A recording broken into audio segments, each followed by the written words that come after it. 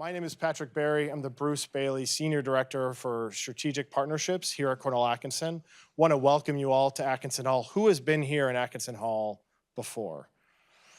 Okay, so there's still a few people who it's new. If you have any questions, you can ask us. There are restrooms, one's back there and the other one's sort of through a hallway and that, but if you need help, ask us. We're very, very thrilled to have you here today for this partnership event with the Center for Energy Transitions Initiative, Cornell Energy Transitions Initiative, and the 2030 Project for our our Climate Impact Speaker Series. How many of you have some idea of who Cornell Atkinson is or what we do or that? Or try this, who has no idea what a Cornell Atkinson is? Okay, two people. One of our team members doesn't know who it is. That's great. So Cornell Atkinson, we see ourselves as the hub for sustainability science here at Cornell. We do a few things. I'll keep this real quick. We have funding programs. That's very important, particularly now. So we have a bunch of open RFPs right now. Many of those are in partnership with non-academic external organizations like Environmental Defense Fund, the Nature Conservancy, and we have our postdoc program up. So one piece we try to do is to try to bring new resources into the university and push them out to teams that are doing interdisciplinary, transdisciplinary work on key sustainability topics. We also do convening. So things like this here, we have a whole speaker series going on in partnership with the 2030 Project, focused on bringing speakers like Katherine to campus to help inform our community and bring insights to our community about how are climate relevant decisions being made? How is energy policy being made? What are things if we're thinking about how to be more impactful, what can we do? And one of the last things Cornell Atkinson does is around strategic partnerships, building long-term strategic partnerships with non-academic organizations. Some of those are like NGOs, Clean Air Task Force, Environmental Defense Fund, Nature Conservancy, also companies and governments, and helping it so that faculty can plug into that work as they go forward. And we also have some postdoc training programs and others preparing the next generation of work. Very excited to be here today with Tobias Hanrath, who's a Kroll Professor of Engineering, and he's also the head for the Cornell Energy Transitions Initiative. In this partnership that we have between Cornell Atkinson and CETI, I don't know if you do go by SETI. Not quite. It gets confused with the extraterrestrial. Yeah, both are exciting, but so we're going to use it. We're really excited to partner with them on things like this and just in general because of our focus on energy transitions.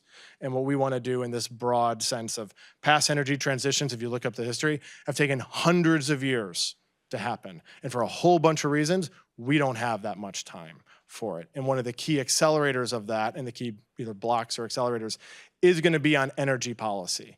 And what can we do? And I can't imagine a better person than Katherine to come here and talk about what are areas that can be sort of unlocked and what are pieces that need to be accelerated for that.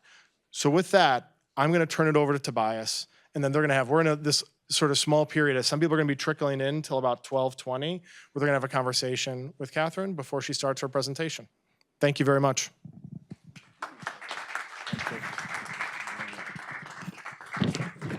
All right, thanks, Patrick. For a small room like this, generally don't need a mic, but for the folks on Zoom, hopefully it's helpful. So I'll do the same as what Patrick did. How many of you have heard of SETI before?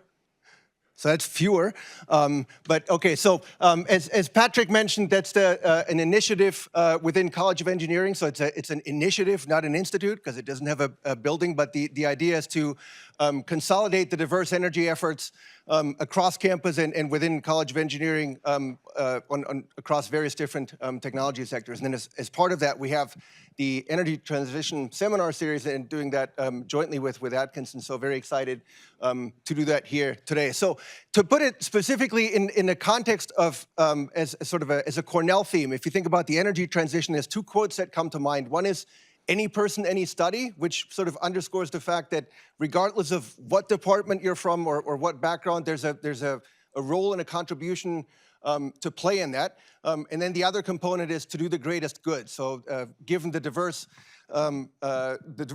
contributions of different aspects to work on, how do you synergize that to sort of amplify the impact and make a significant contribution to the transition?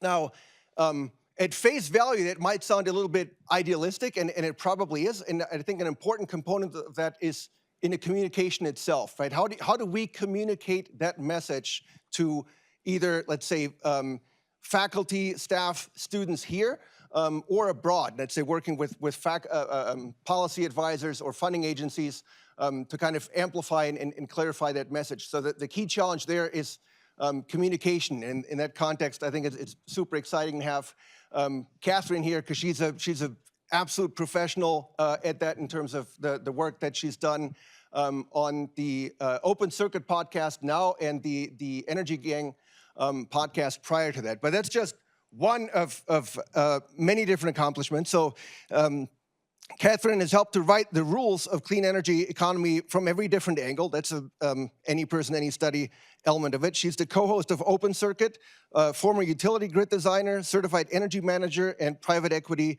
advisor. And she's become a top clean energy lobbyist at 38 North, shaping policies from State Commission to Capitol Hill. And she knows how energy markets respond to policy shifts because she's crafted many of those policies herself. So in that context, very excited to have Katherine here. And before the class formally starts at 12:20, I wanted to use this as a bit of an opportunity to sort of pick her brain on how can we do better on the communications part. How do we communicate our message more effectively to various stakeholders, whether, like I said before, whether it's students or outside agencies or others. So we can maybe just hang out here. So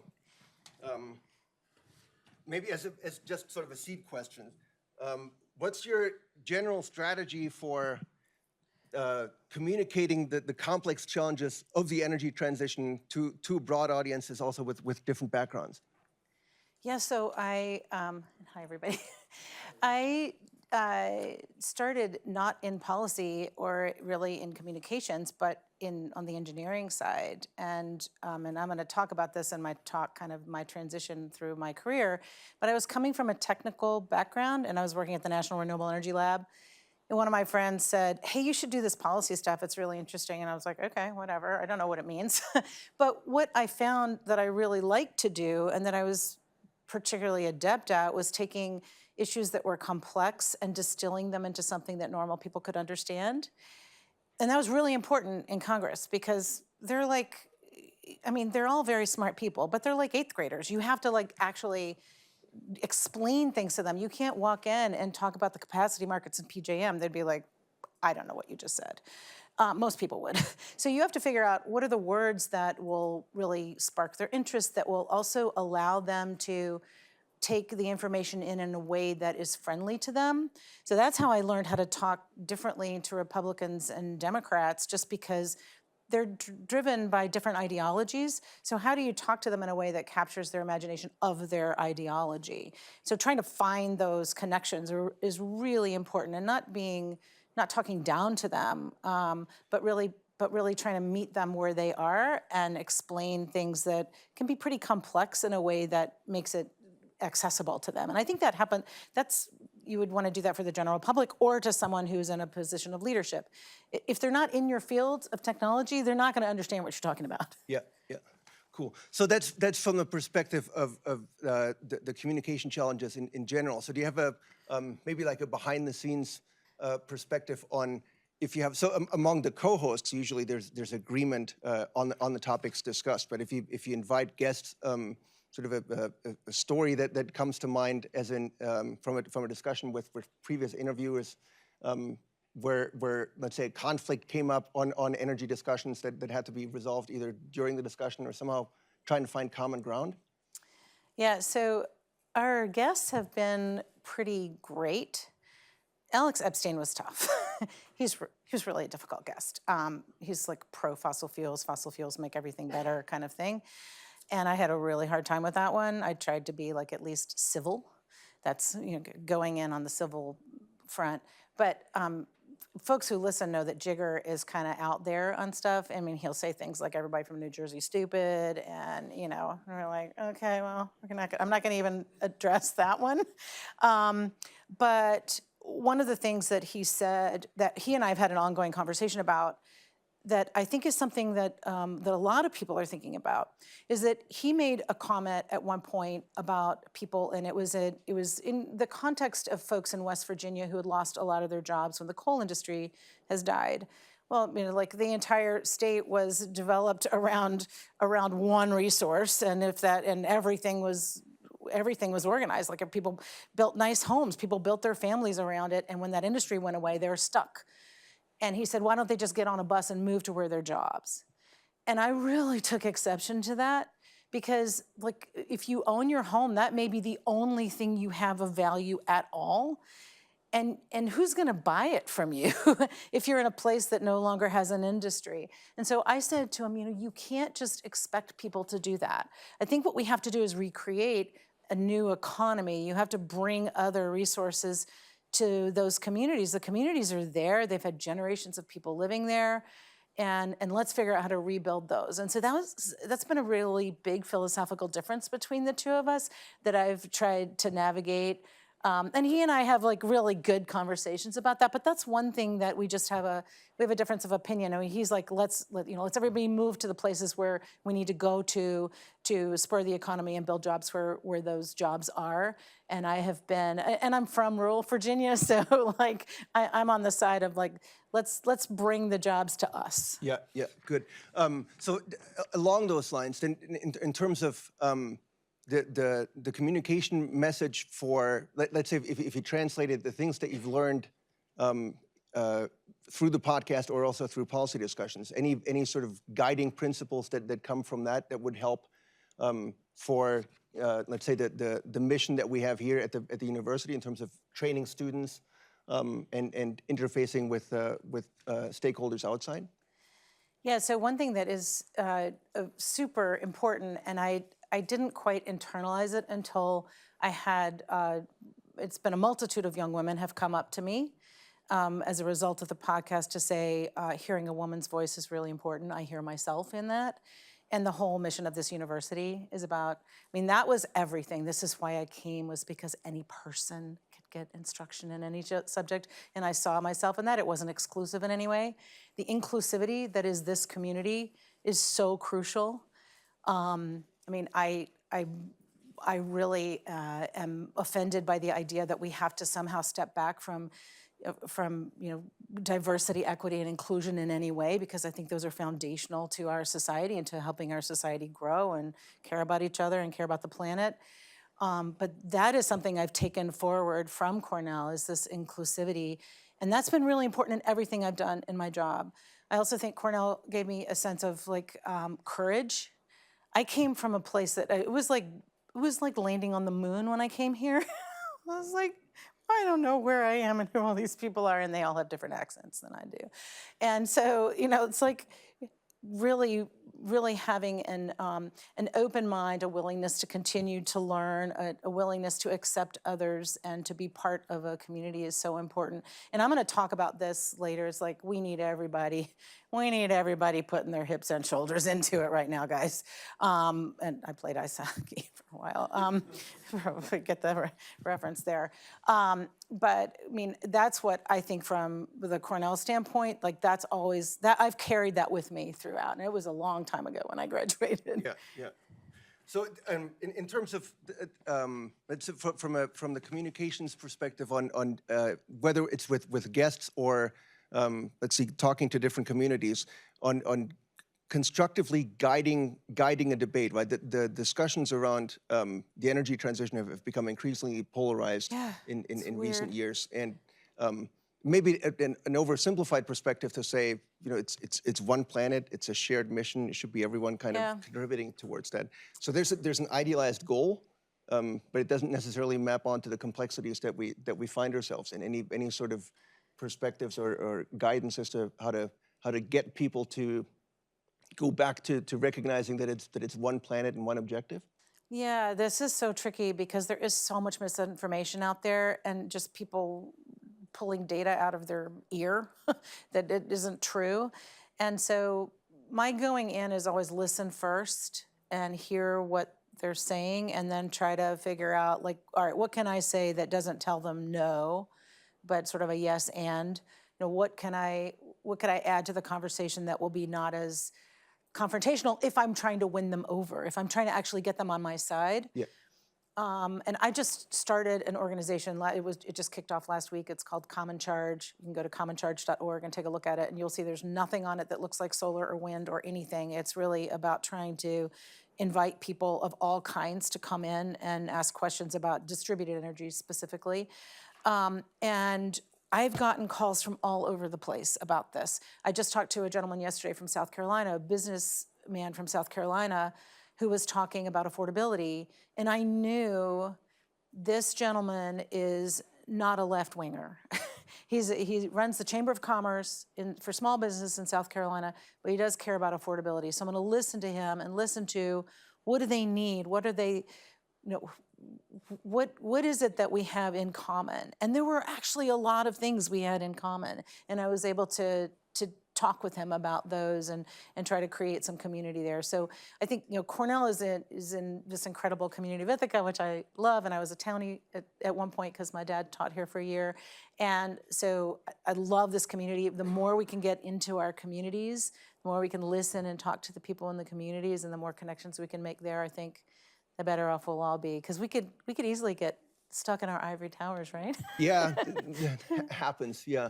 So we'll have more time afterward for Q&A. I think best at this point to move through, to give Katherine an opportunity to present the slides that she shared and the rest of the story, and we'll have Q&A afterward.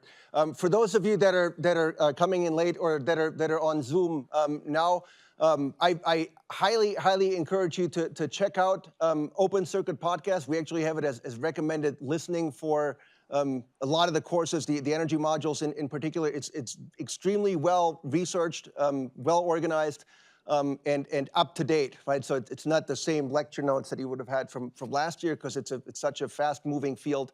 So just a really wonderful resource. So make sure to leverage that. So with that, I'm going to hand it over Thank you so much, Katherine, Tobias. and we can go from there. Thanks. Thank you. To carry my stool. I'll leave my stool there just in case I want to prop myself up on it.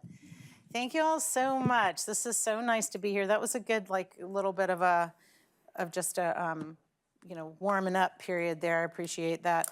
And for those of you who listen to the podcast know I use a lot of paper. I have paper around me all the time because I don't ever want to be wrong about anything.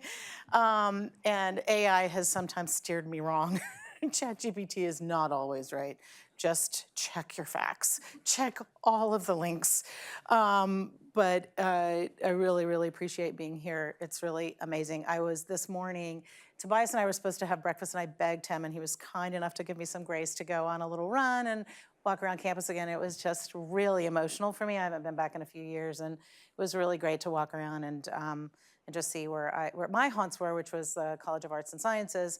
And I thought it might be interesting or different for you all to hear a little bit, because I was an English major, to hear about the transition from that to going into engineering, and then how does that connect to the work I've done on the energy transition, and why is that important, and how can we think about it in the terms of our own lives and careers and the paths that we take. So I'll blast through these, and then you all can jump in and ask me anything you want. We'll see if I can answer it.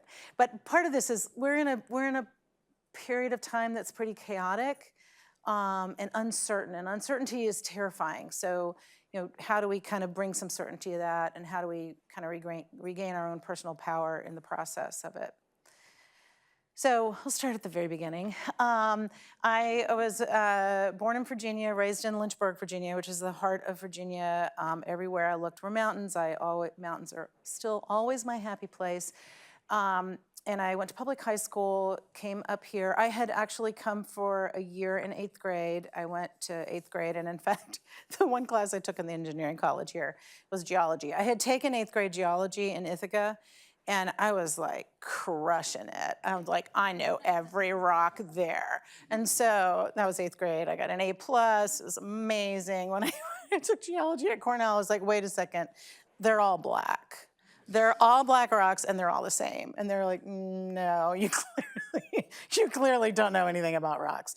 That was my engineering. That was the full extent of my engineering at Cornell.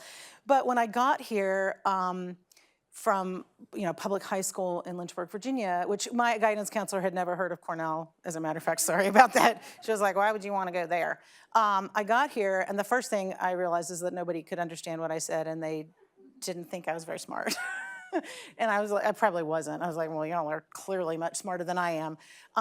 But I first had to code switch and change my accent and talk like a New Yorker. And so I try to moderate at this point, but it was something I had to adjust to, and the kind of the first trial by fire was like, here I am in a place, and I have to be more like the community that I'm in.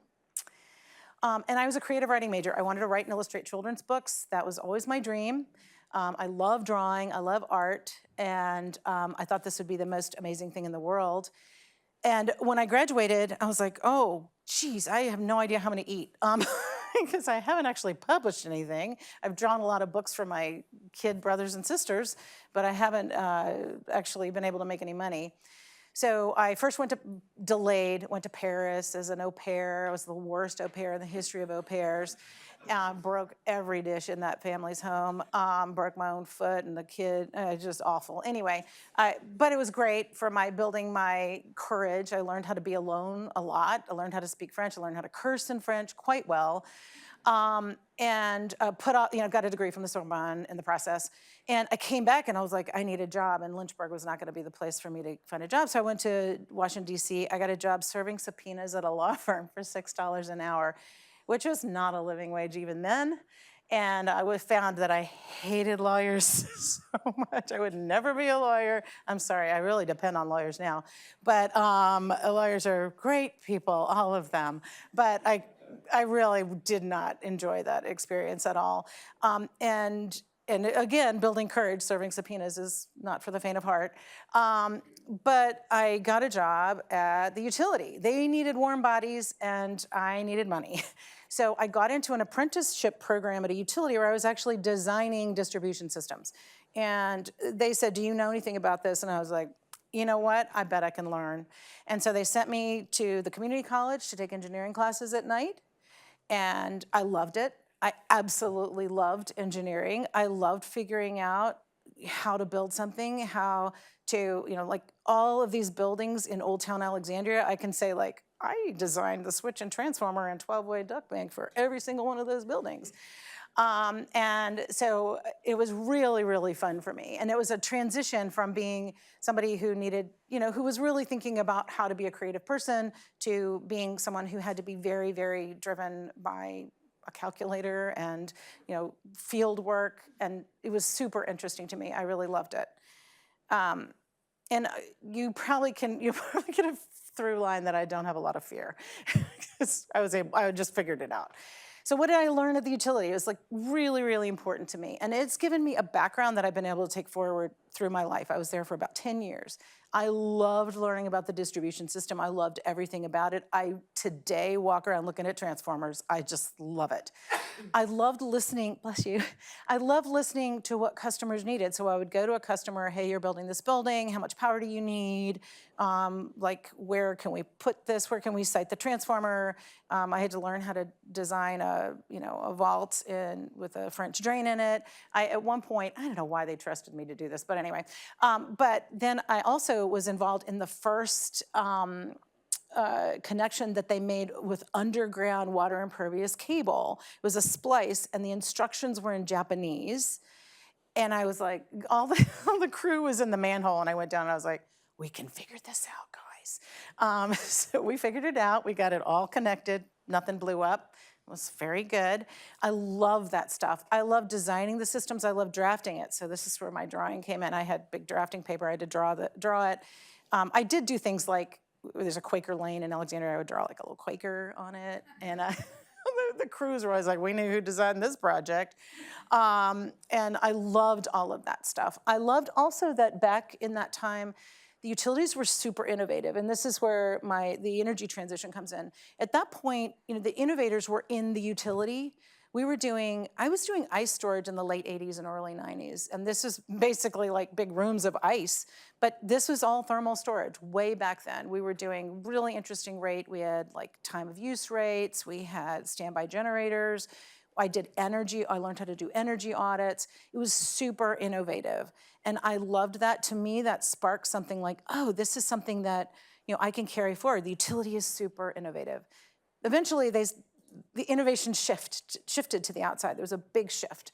But at that time, we were in a real demand crunch because there was a ton of construction going on in Northern Virginia, and we didn't have the juice for it. Not necessarily from the power plants, because we had big nuclear plants and a big pump hydro facility, but what we didn't have was like the edge of the grid stuff. And so all of that was super creative thinking about how do we get people what they need. At one point, the entire Old Town Alexandria was fed out of a transformer at a Wendy's, and I was like, whoa, we got to change this, guys. We got to get them some more power. There was not enough juice there. So we were really creative then.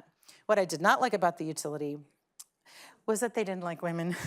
It was a really difficult time. I had my first and second kid when I was at the utility. I have 4 kids total. And I was called into a room like this. The doors were locked. They stood me up. I was like, pregnant. I hope that motherhood does not prevent us from making our goals. That's how women were treated back then. Would not be treated that way now. But it was that kind of thing. And I tried to get a promotion, and I was told, no, well, they actually were going to give me a promotion, but without the pay and without the title. So actually, it wasn't really a promotion. It was like, we want you to move here, and you're going to have this other job. And I was like, well, there's not really an incentive. I'm not getting a big title change. I'm not getting a lot of more money. What's up? Well, there was a guy who got the job eventually, and he did get the title and the money. But I realized I wasn't going to be able to move. The glass ceiling was very low at that time. There was also a lot of pressure to be political, like to join the PAC and to give money to political folks. You would give your money to them, and they would decide which political candidates would get money. And I'm like, I don't want anybody taking my money. I will give my money if I need to give it to somebody. So there were things like that back in those times in the 80s and 90s were really difficult to try to manage. So I prowled around the actual engineers, because I was like a fake engineer. I wasn't a PE. I prowled around the actual engineers' inboxes, and I found this memo from a guy from the Department of Energy. Mark Ginsburg was his name, and he ran a program called the Federal Energy Management Program, and I went and talked to him, and I was like, I saw this memo from you. You seem like a really interesting person. Do you need anybody to help you? And that's when I moved over to NREL. He hired me through the lab to design an energy audit program for the entire federal sector. So I got because I didn't have an engineering degree, I went and got my Certified Energy Manager certificate so that I could have something behind my name. And I designed this audit system and spent a ton of time going out and looking at facilities. And at the utility, of course, I had spent a lot of time looking at technology. I went and learned how to design outdoor lighting at an outdoor lighting school. So I did a lot of that technology deployment at the utility and at NREL as well. And several years into being at NREL and loving doing these audits, I started a water conservation program where I had the crazy idea of reusing water to put it a million gallons a day on a golf course in Albuquerque, New Mexico, 1 million gallons of water a day. I said, why don't we use recycled water? And they were like, whoa, that sounds crazy. But they did it. They're constantly complaining about how it smelled. And I'm like, y'all are just dreaming. But things like that was super fun to do at NREL.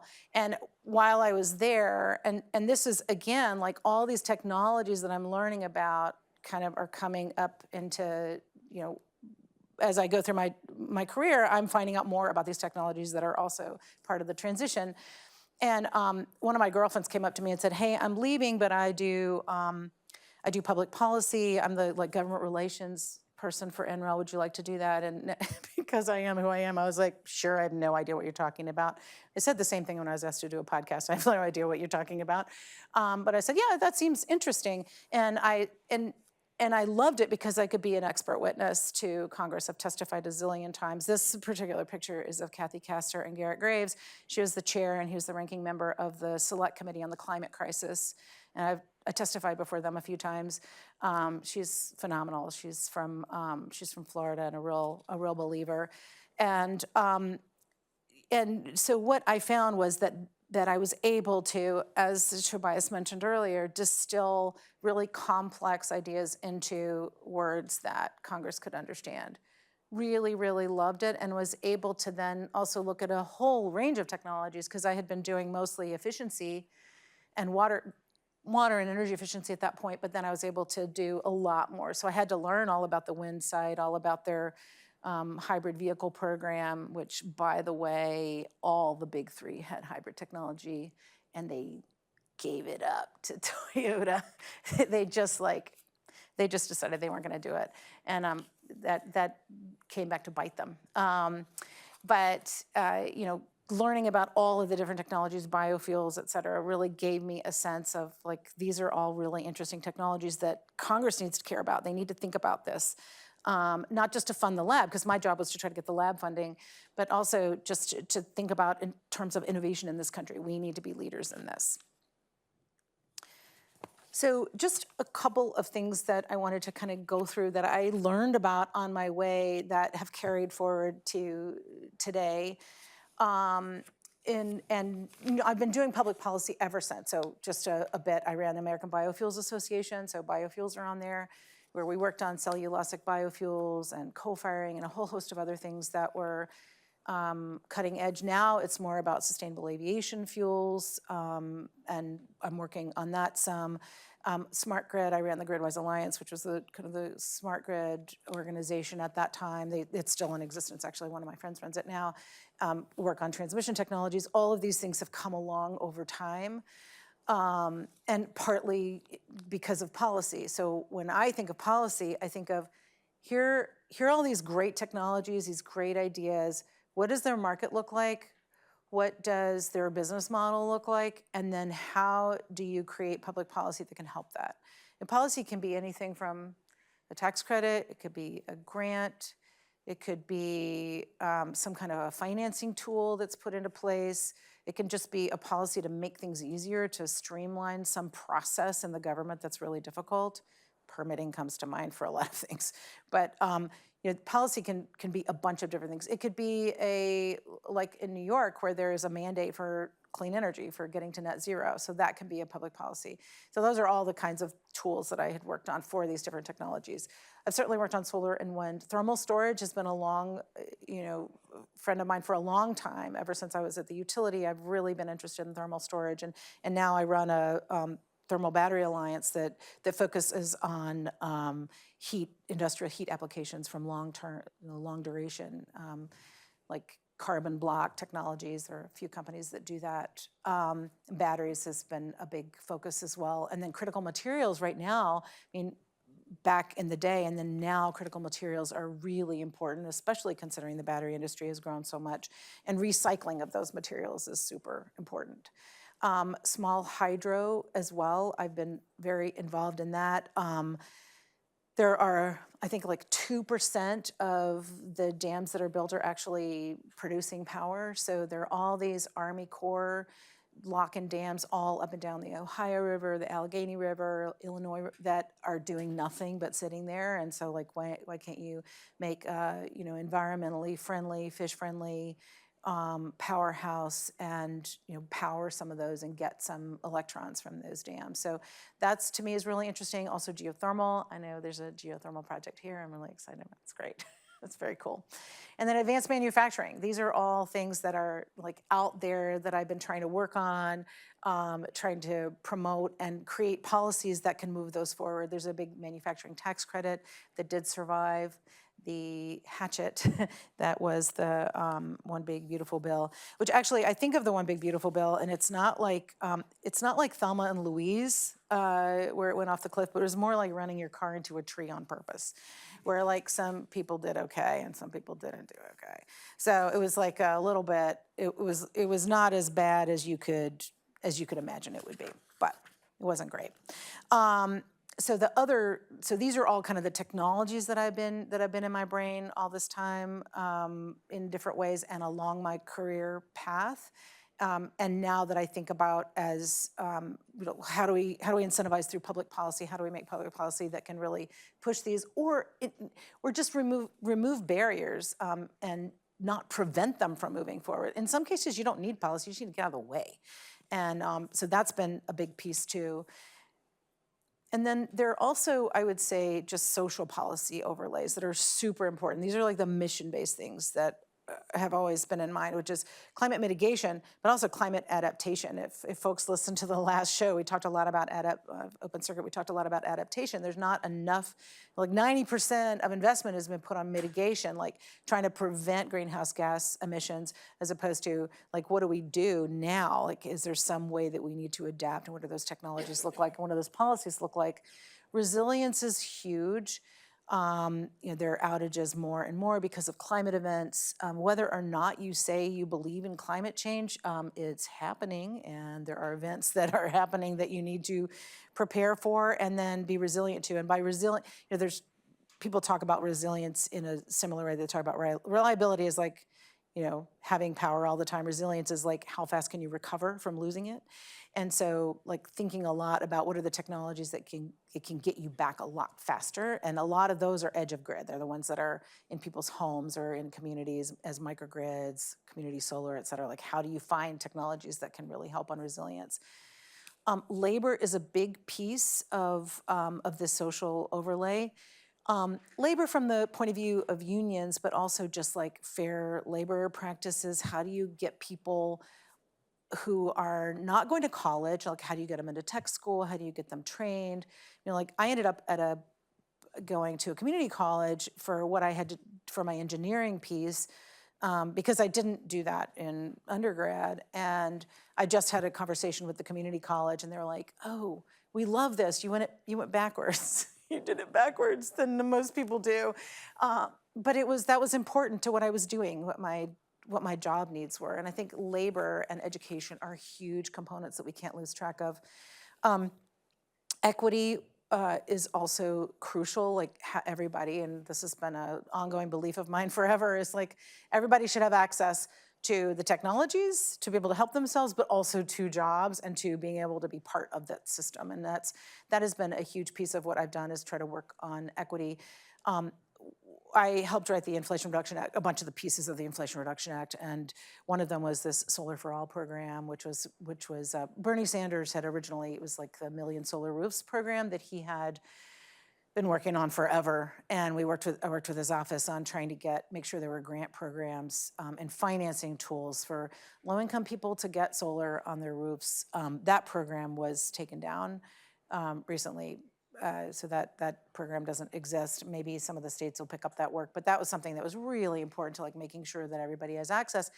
And once everybody can get it, then you've got everybody on your side.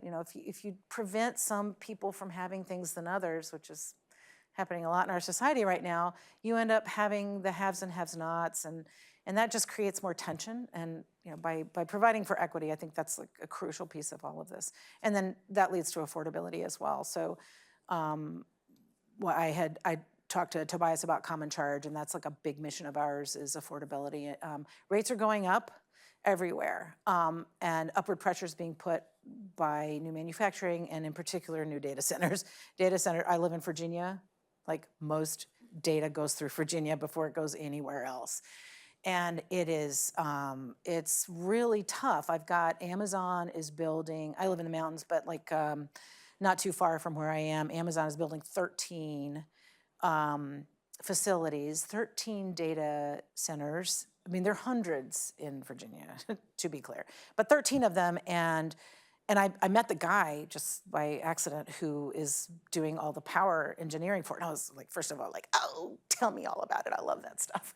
And then I was like, well, where are you getting your power? And he's like, oh, just from the grid. I'm like, whoa, really? That's a lot of power from the grid. What's going to happen to all the other customers that are on the grid? Like, this is all going to put upward pressure on prices. And that's going to go down to everybody else. We're all going to be supporting all of this build out. And so that's something that's out there. I think that from a policy standpoint, we have to really, really pay attention to. So just now to flip over a little bit to the transition, I wanted to give you a few slides because a lot of you are probably numbers people and data people. And I would just say, like, one of the, when we think about how to communicate One of my friends told me, the utilities are out there with flags and trumpets, and we use calculators, and we have to come out with another way to talk about things in a way that also uses calculators to back up the flags and trumpets. But so the energy transition, where are we now? Like, you can tell there are like tons of projects. These are all the ones that came on in July of this year. There's just a ton of battery projects. You hear stories about manufacturing ceasing, about projects closing down, and some have. Part of that's uncertainty. Part of it is like if you don't have like a really strong business case and if you don't have a lot of monetary support, the uncertainty can have people pull out. But a lot of them are still going on. And solar and wind accounted for over 90% of new US electrical generating capacity in the first half of this year. I mean, that's massive, and that's not going to slow down in the near term. Solar, wind, and biomass, again, over 90% of the new capacity added. So if this chart is just about generating capacity, it's not the actual generation. But you can see that even though other non-renewables are a big chunk of it, solar and wind are huge. And I would just say I'm a terrible chart creator, but wind is more like 12% and geothermal is like 0.5%. So there's like a little bit of fudging there. But you can see there, solar, wind, that doesn't even have batteries on it, that those are still huge in where we are right now. And then, okay. Again, so this is planned utility scale for the rest of this year. 52% is solar. This is in the US. 29% battery storage. It's huge. You get those all on the grid. Wind, a little bit less. Wind has a lot of headwinds, so to speak. Thanks to the administration hates wind with the power of 1,000 suns.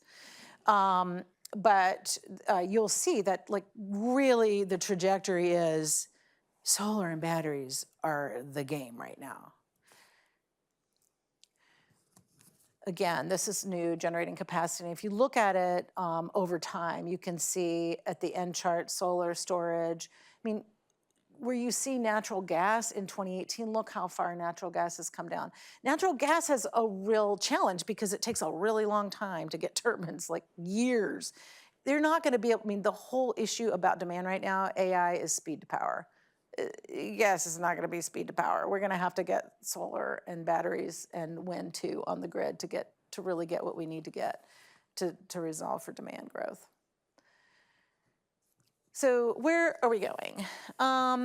So really, the data are showing that the combined capacity of all renewables, including small solar, could overtake natural gas within 3 years. I don't doubt that for a second.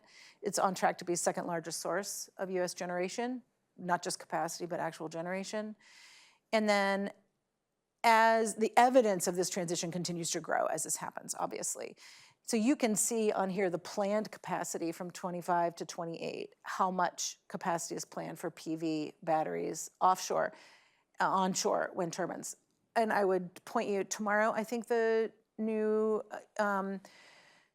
open circuit is released. We taped on Tuesday, and we're gonna talk about offshore wind. It's not dead yet, y'all. You may think it's dead, it's not dead. It's a long-term asset, so just FYI. I think offshore is still gonna continue. Okay, where else are we going? This is from EIA. Now, one of the things I'm most concerned about is data, and from this administration, like the destruction of data and the lack of wanting to release actual data. This is okay data right here, but that's why it's important for universities to keep data. Really, really important. But this is their annual energy outlook for 2025, and you can see renewables is growing. That's like a bigger share in 2050, and my guess would be, natural gas may or may not even sustain that much. And I don't really know what's gonna happen with nuclear. It is expensive, and I can see what New York State is trying to do right now. It's very, very expensive and takes a long time to build, so we'll just have to see where that goes. But it's not like coal is gonna make a big resurgence, y'all. It's just not. I don't care how much love you have for it. All right, but compared to the world, if you look at, and this is from International Energy Administration, IEA, China is building generation a lot faster even than the US. They're crushing us in a ton of technologies. They figured out manufacturing, they're really good at it. And so we are already at a deficit on manufacturing. And part of what the Inflation Reduction Act was trying to do was bring manufacturing back to the US. When it was issued, folks in the EU just whined and moaned about how it was terrible that the US was trying to bring manufacturing back. Don't worry, y'all, you got plenty of opportunities now. But the manufacturing credit stayed in place with the big, beautiful bill. And we're hopeful that some of the manufacturing will stay here and will not flee. I mean, there's a fear because, not just because of the tax credits, because of tariffs as well, that it's just much harder to invest in the US. Hopefully, if we can wait that out a bit, we can get that going back in the US, but certainly China's crushing us on that.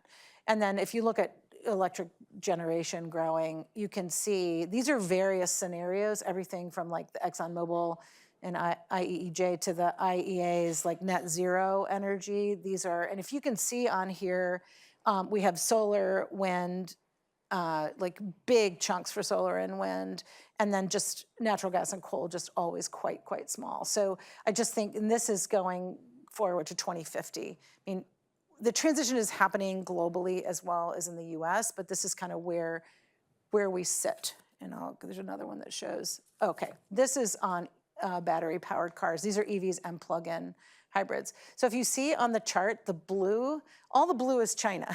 They're really good at EVs. And then the kind of purpley colors are all Europe, and the green is the US. The US is also lagging on EVs.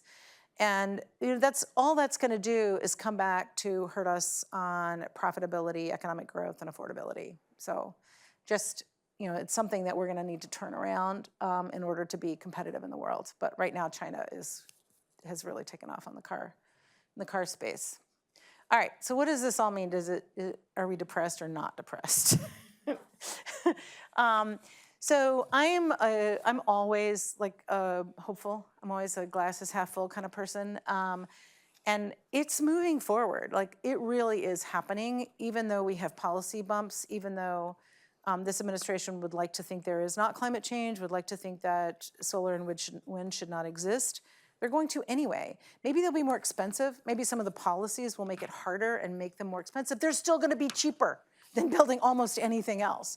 So I think that the energy transition is moving forward apace. We just have to keep pushing on it.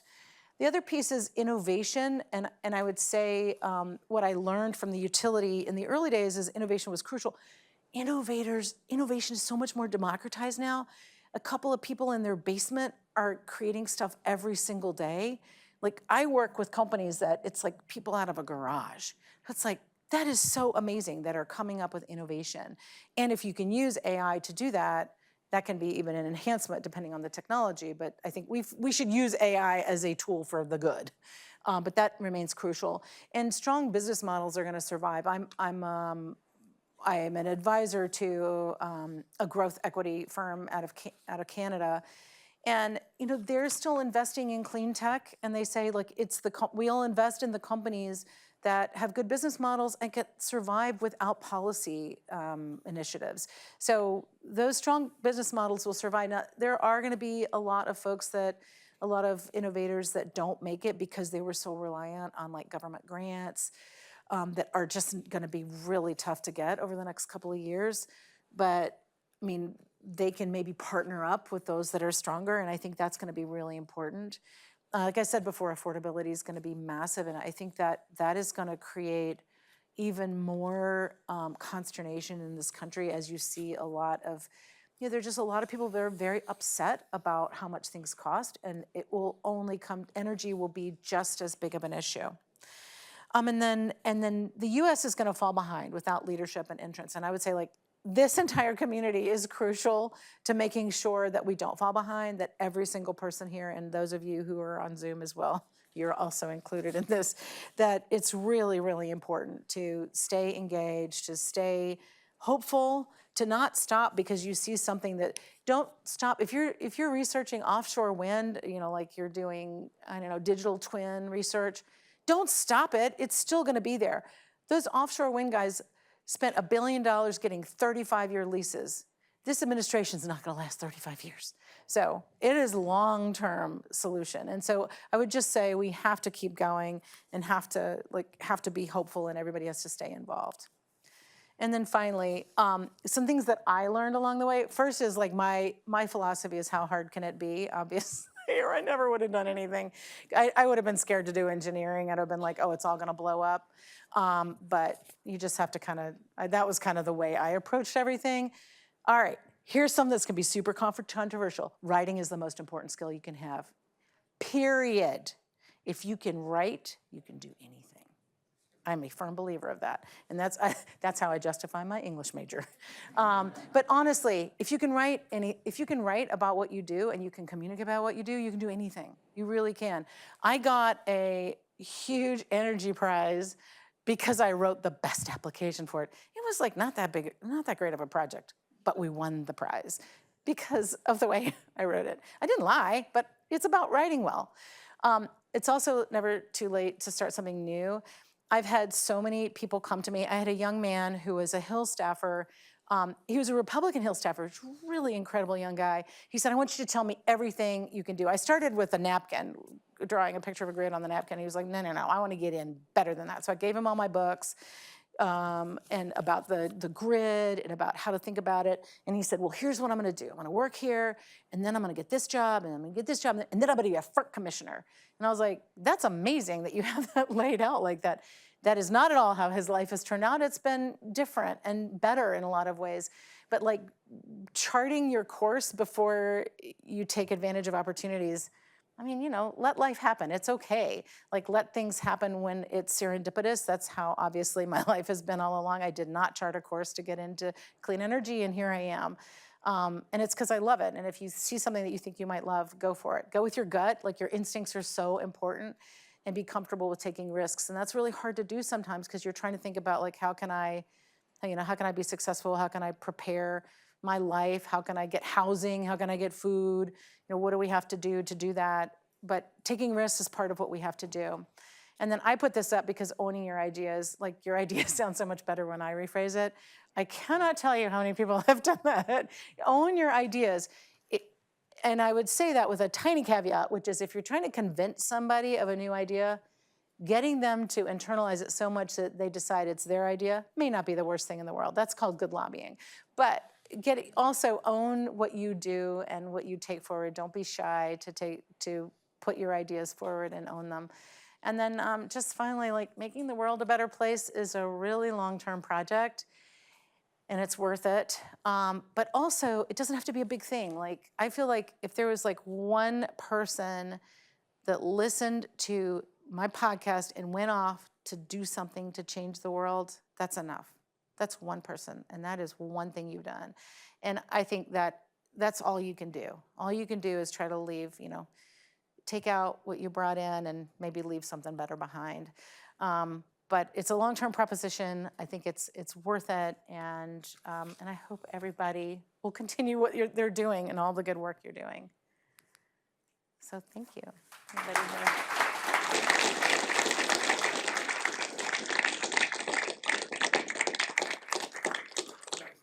Thank you so much. All right, questions. Go ahead. Yeah. Great summary. Incredible life story as well. Thank you. Coming from you, thank you.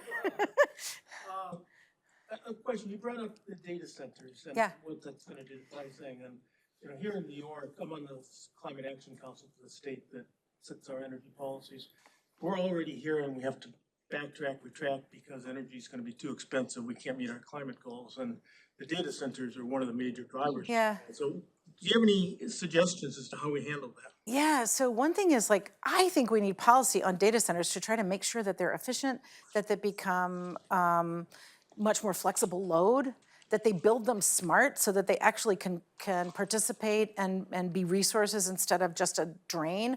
And I think there are things you can do that. There are technologies out there right now, I'm sure that you are aware of, that would be really important. And I think maybe holding them to some, we don't have any policy on this stuff yet, like putting some policy in place on what data centers should have to do. I mean, some utilities are saying, well, we're making them build their own generation facilities. Well, that's fine, because maybe they'll build clean ones, or maybe they'll put in a bunch of diesel gensets like Elon Musk did in Tennessee. But that will require them to at least foot the bill for the generation. But, like, why can't we put standards into place for efficiency, right?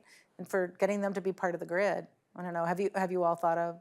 No, not really. I've been trying to push, but Yeah. There's some companies that are doing that are interesting. Yeah. So Thank you. maybe. Yes, sir.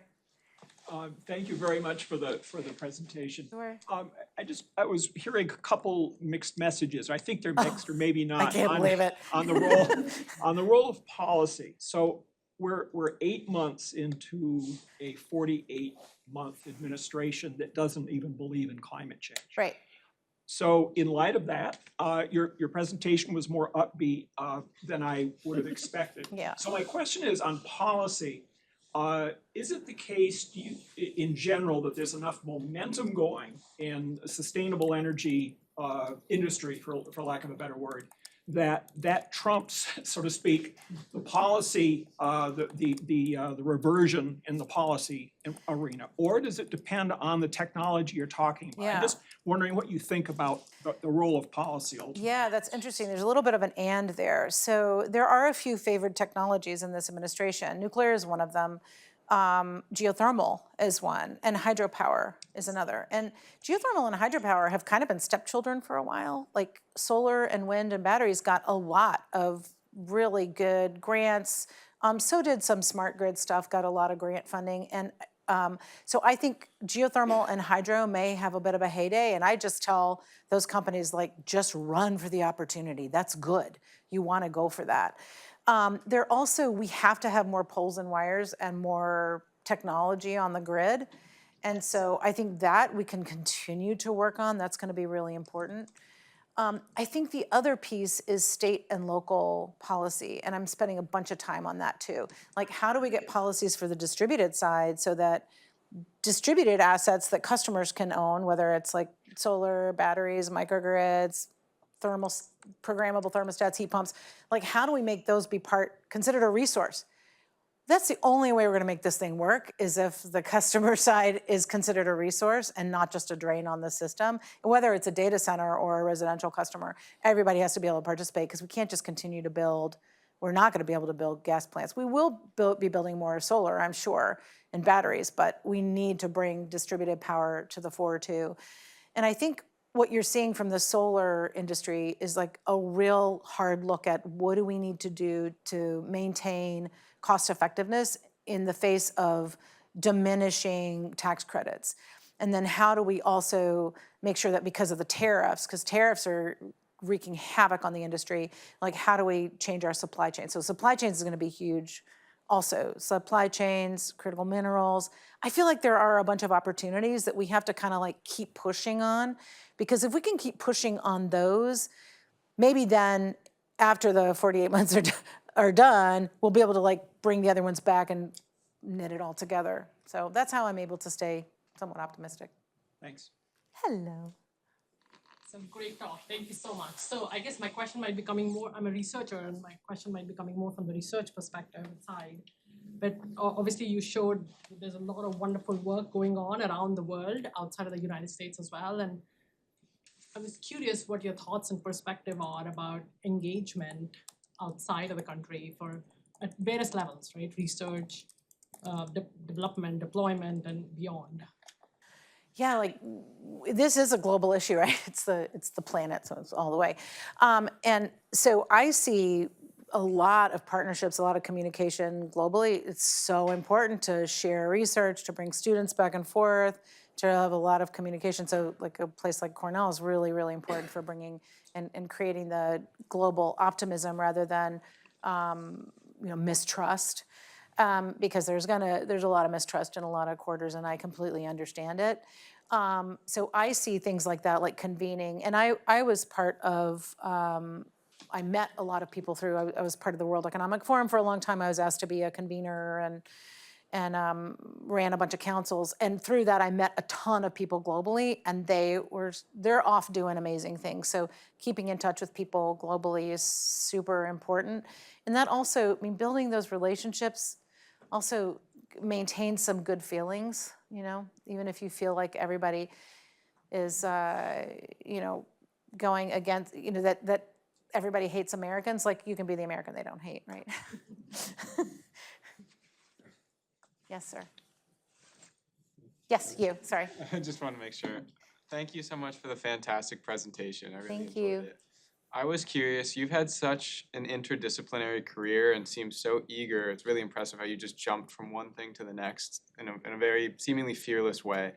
What did you do if you encountered pushback from someone that said, particularly if it's someone from a position of power or authority that said, no, you can't do this, you don't have the expertise, or you're not the type of person that can do X, Y, or Z? Yeah, so yeah, I've had setbacks. I was fired one time for being a woman.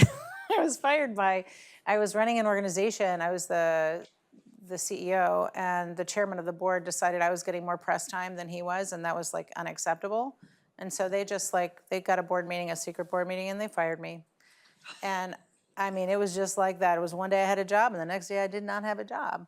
And that was really hard. I'm not saying like there haven't been bumps along the road. Like that was really hard. And I called my husband because I was getting on the train. He was like, "Hey, would they fire you?" And I was like, "Oh, how did you guess? How did you know?" And he was like, "No, that's not at all what I thought you were gonna say."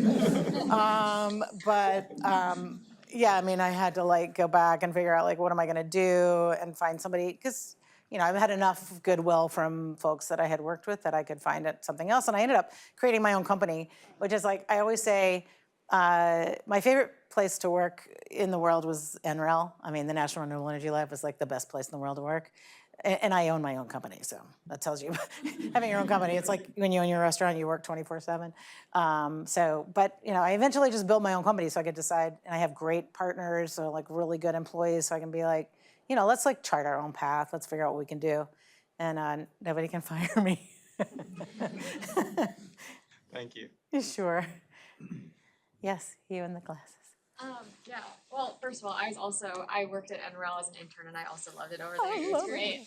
But thank you so much for your talk. I think this was really cool to just hear your life story. And I think something that I had a question about is I feel like currently with the Trump administration and just generally the political climate, academia has kind of been this place that there's a lot of misconceptions about. There's things that are, I guess research isn't as important maybe in the administration's eyes. So I guess the question I had is because research plays such a big role in doing these energy transitions, and also there's a lot of policy that needs to get involved in order for, I guess, research to come to fruition. Like there's policies that help. Do you think that there is anything that I'm currently a grad student as well, like if anything researchers can do to, I guess, bridge that gap between policy and academia? Yeah, so that's a big question because there are different places where there are different venues for policy, right? This administration does not want to hear anything that you have to say. I'm very sorry to say that. They're not pro-fact. They're not pro-academia. It's very threatening, I believe, to their concept of the world. So like that's just the fact. That's just the thing. They are anti-scientist. But that's not everybody, right? So Congress is not anti-scientists. Like you can talk to your member of Congress. You've got good members of Congress up here. Talk to those folks. You can talk to state people. You can talk to like state leadership, state reps. I mean, it's really important to continue to work on policy whatever the venue is that you'll be able to use. And I would say, there's a difference between what the administration is doing, which is saying things that are just like not true, versus people who are, Congress is going along with the administration, but they're still receptive. They're still open to learning. That's like your hope is that you can still communicate to someone who may not have the same political leanings that you do, but you can still get through based on some other piece of information. It could be like, here's how many jobs we're creating in your district. Here's how many people would lose their jobs if you vote for this bill. Here's how many, here's the economic growth for what we're doing here. Here's the potential for innovation. And bring them that and tell your story in that way. I think that's going to be really important. So I would just differentiate between the folks who are dogmatic and the folks who are actually willing to listen and pick your battles. Thank you. Yes, sir.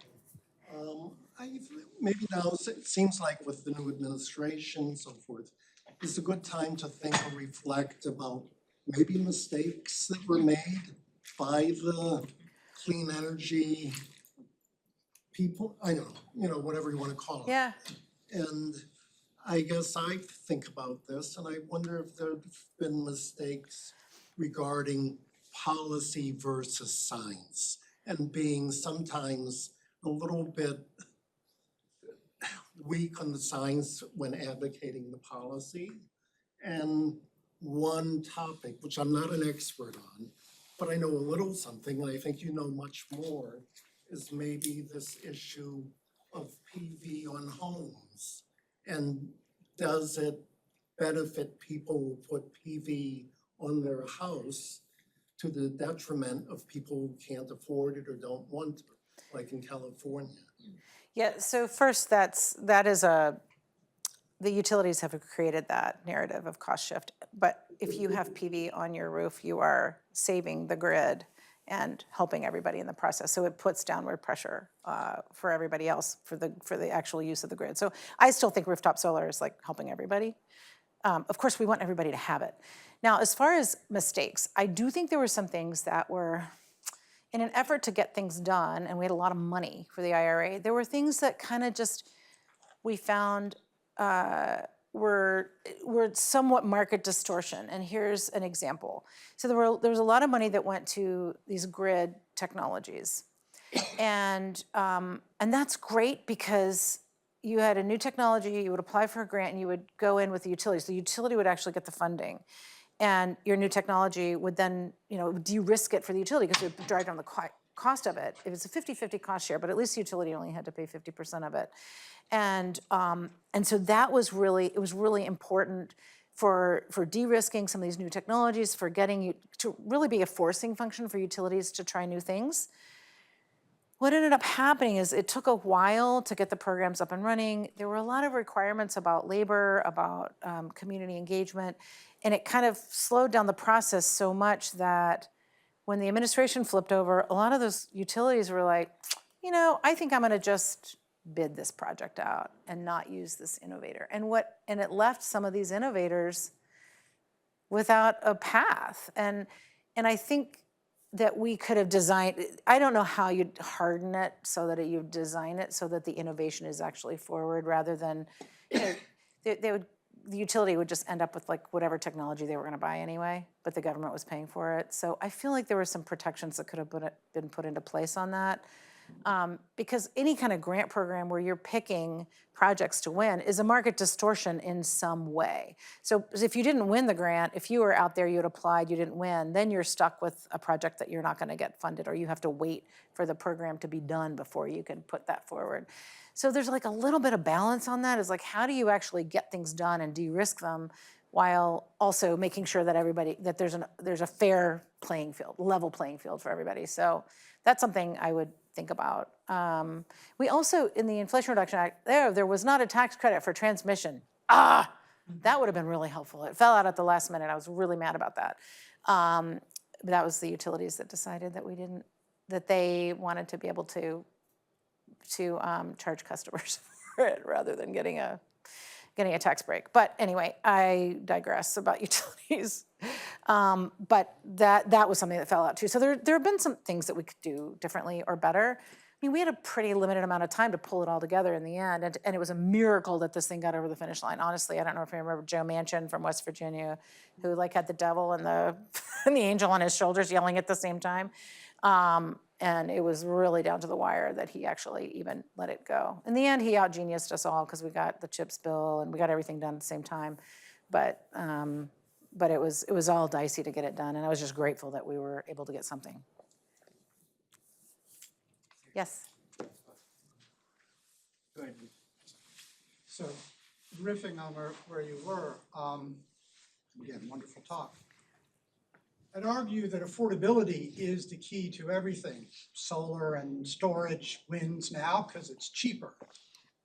Swanson's law is a wonderful thing. So the question is, from a policy historical perspective, do you have opinions as to what policies are best at driving affordability, driving the learning curve, getting on the learning curve in that engineering?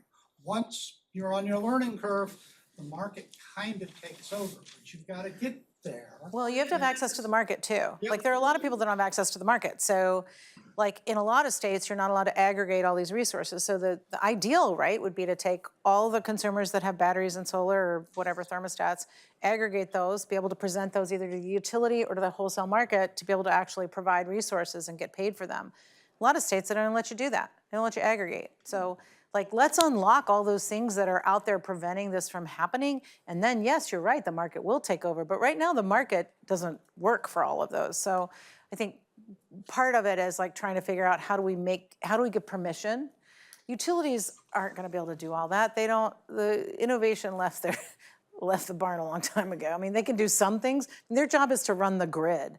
Their job isn't to innovate on the customer side. So like, let's figure out how to let the customer, and you know, the supply side too, let's let like all the innovators be able to come and have permission to be part of the system. All right, looking at the clock, I really admire your fact-based optimism and inspiring message. So I join hope me it's in thanking fact-based. Katherine. Thank you so much.